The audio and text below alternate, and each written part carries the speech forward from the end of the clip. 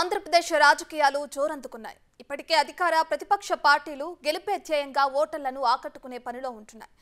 YCP విముక్త ఆంధ్రప్రదేశ్ సాధనే లక్ష్యంగా ఈసారి తెలుగుదేశం, జనసేన ఉమ్మడిగా బరిలోకి దిగుతున్నాయి.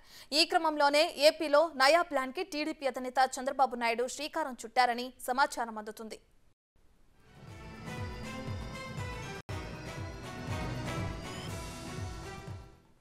సాధారణంగా ఎన్నికల్లో ప్రతి ఒక్కరూ ఓటు హక్కు వినియోగించుకోవాలని ఎలక్షన్ కమిషన్తో పాటు ఆయా పార్టీలు కూడా కోరుతుంటాయి.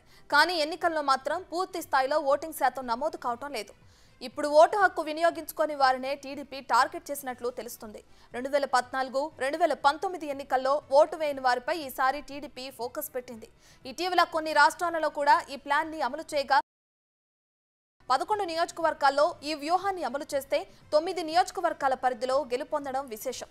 దాంతో ఈ ప్లాన్ ని ఏపీలో కూడా ఫాలో చేసేందుకు చంద్రబాబు పథకాలు రచిస్తున్నారు.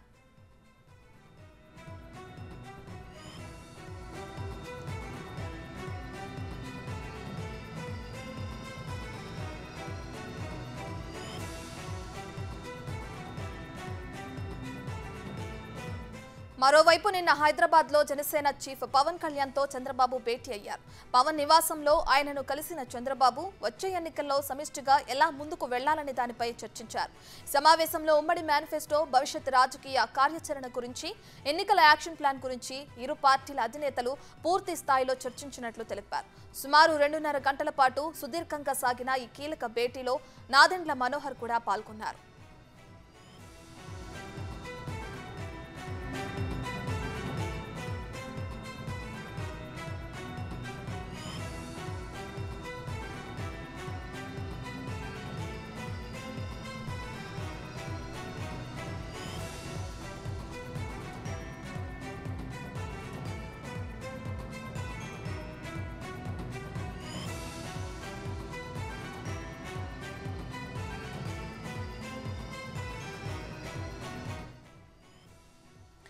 ఆంధ్రప్రదేశ్ రాజకీయాలు జోరందుకున్నాయి. ఇప్పటికే అధికార ప్రతిపక్ష పార్టీలు గెలుపే ధ్యేయంగా ఓటర్లను ఆకట్టుకునే పనిలో ఉంటున్నాయి. వైసీపీ విముక్త ఆంధ్రప్రదేశ్ సాధనే లక్ష్యంగా ఈసారి తెలుగుదేశం, జనసేన ఉమ్మడిగా బరిలోకి దిగుతున్నాయి. ఈ క్రమంలోనే ఏపీలో నయా ప్లాన్ కి టీడీపీ అధినేత చంద్రబాబు నాయుడు శ్రీకారం చుట్టారని సమాచారం అందుతుంది.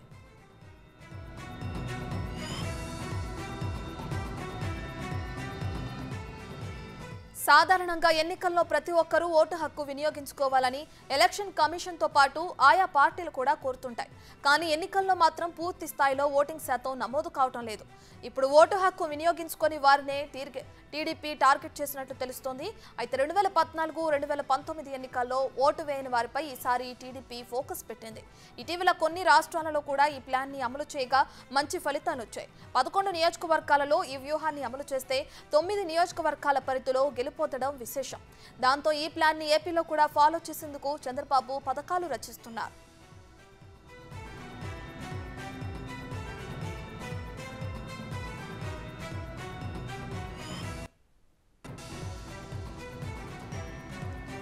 మరోవైపు నిన్న హైదరాబాద్ లో జనసేన చీఫ్ పవన్ కళ్యాణ్ తో చంద్రబాబు భేటీ అయ్యారు. పవన్ నివాసంలో ఆయనను కలిసిన చంద్రబాబు వచ్చే ఎన్నికల్లో సమిష్టిగా ఎలా ముందుకు వెళ్లాలనే దానిపై చర్చించారు. ఈ సమావేశంలో ఉమ్మడి మేనిఫెస్టో, భవిష్యత్ రాజకీయ కార్యాచరణ గురించి, ఎన్నికల యాక్షన్ ప్లాన్ గురించి ఇరు పార్టీల అధినేతలు పూర్తి స్థాయిలో చర్చించినట్లు తెలిపారు. సుమారు 2.5 గంటల పాటు సుదీర్ఘంగా సాగిన ఈ కీలక భేటీలో నాదెండ్ల మనోహర్ కూడా పాల్గొన్నారు.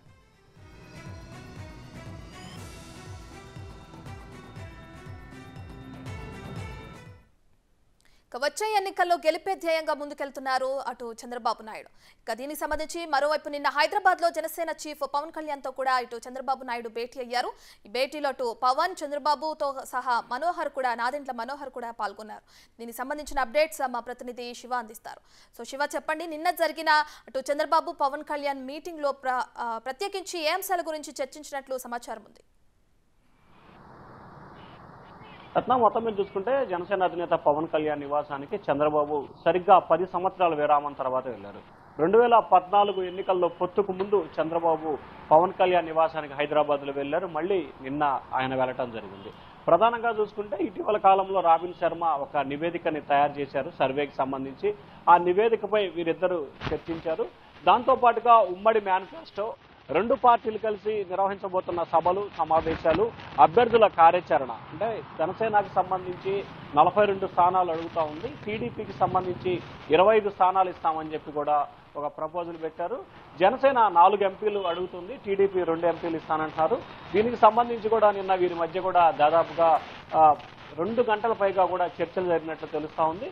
ఈ చర్చలో దాదాపుగా పవన్ కళ్యాణ్ 28, 29 సీట్ల వరకు ఇవ్వాలని చెప్పి కూడా కోరినట్లు తెలుస్తా ఉంది. తెలుగుదేశం పార్టీ నుంచి కూడా 26 వరకు ఇస్తామని చెప్పినట్లు కూడా తెలుస్తా ఉంది. అలాగే ఎంపీకి సంబంధించి 2 పార్లమెంట్లు స్థానాలు ఇవ్వడానికి చంద్రబాబు దాదాపుగా అంగీకారం తెలిపారు. దాంతో పాటుగా బీజేపీ పొత్తు సంబంధించి కూడా నిర్ణయం తీసుకోవాలని చెప్పి కూడా వారు ఒక నిర్ణయం తీసుకున్నారు. దీనికి సంబంధించి ఈ నెల చివరి నాటికి పవన్ కళ్యాణ్ బీజేపీ పెద్దలతో ఢిల్లీ వెళ్ళి కానీ లేకపోతే ఇక్కడి నుంచే హైదరాబాద్ నుంచే మాట్లాడే అవకాశాలు ఉన్నట్లు కూడా తెలుస్తా ఉంది.